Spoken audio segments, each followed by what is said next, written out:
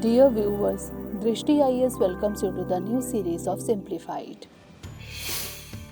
Today's topic of discussion is inflation and business cycle. The dimensions we are going to cover are inflation and its related terms, types of inflation.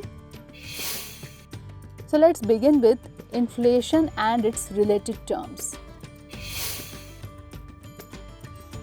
Inflation refers to the rise in the prices of most goods and services of daily or common use, such as food, clothing, housing, recreation, transport, consumer staples, etc.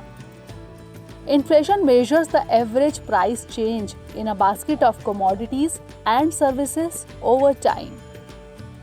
Inflation is indicative of the decrease in the purchasing power of a unit of a country's currency. The purchasing power of a currency unit decreases as the commodities and services get dearer. Consequently, it leads to deceleration in economic growth. However, a moderate level of inflation is required in the economy to ensure that production is promoted. Now the related terms are, first is deflation. Deflation is the economic term used to describe the drop in prices for goods and services. Deflation slows down economic growth.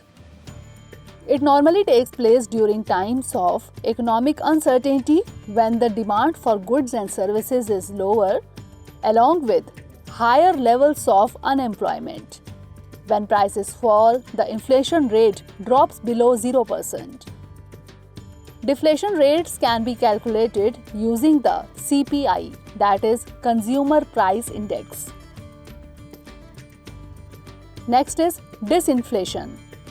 Disinflation is when price inflation slows down temporarily. Unlike deflation, this is not harmful to the economy, because the inflation rate is reduced marginally over a short-term period. Next is stagflation. Stagflation is an economic condition when stagnant economic growth, high unemployment, and high inflation combine together. It can be alternatively defined as a period of inflation combined with a decline in the gross domestic product, that is GDP. Next is reflation. Reflation is an act of stimulating the economy by reducing taxes or by increasing the money supply. Reflation is a fiscal or monetary policy designed to expand output, stimulate spending, and curb the effects of deflation, which usually occurs after a period of economic uncertainty or a recession. The term may also be used to describe the first phase of economic recovery after a period of contraction. Next is Phillips Curve. The Phillips Curve is a graphical representation of the inverse relationship between the rates of unemployment and inflation. According to the hypothesis, the lower the unemployment rate, the higher the rate of inflation, and vice versa. As a result, high levels of employment can only be obtained when inflation is high.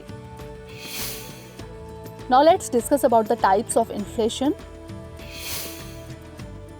First is creeping inflation. This type of inflation occurs when the price level persistently rises over a period of time at a mild rate. It is the mildest form of inflation, that is, mild inflation or low inflation. When prices rise by not more than 3% per annum, it is called creeping inflation. Next is walking or trotting inflation. Walking inflation occurs when prices rise moderately and annual inflation rate is a single digit. When prices rise by more than 3% but less than 10% per annum, that is between 3% and 10% per annum. Next is running inflation. A rapid acceleration in the rate of rising prices is referred to as running inflation. When prices rise by more than 10% per annum, running inflation occurs. Next is galloping or overinflation.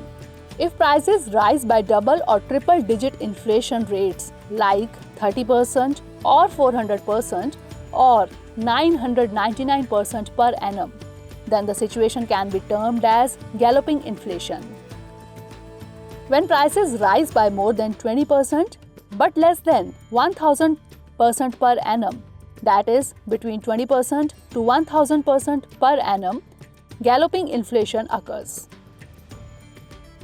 Hyperinflation. Hyperinflation refers to a situation where the prices rise at an alarming high rate. The prices rise so fast that it becomes very difficult to measure its magnitude. However, in quantitative terms, when prices rise above 1000% per annum, that is quadruple or 4-digit inflation rate, it is termed as hyperinflation. Next is core inflation. It is a change in the cost of goods and services but does not include those from the food and energy sectors. This measure of inflation excludes these items because their prices are much more volatile. Core inflation is equal to headline inflation minus food and fuel inflation. Next is headline inflation. Headline inflation is the measure of total inflation within an economy, including price rise in food, fuel, and all other commodities. The inflation rate expressed in the wholesale price index, that is WPI, usually denotes the headline inflation.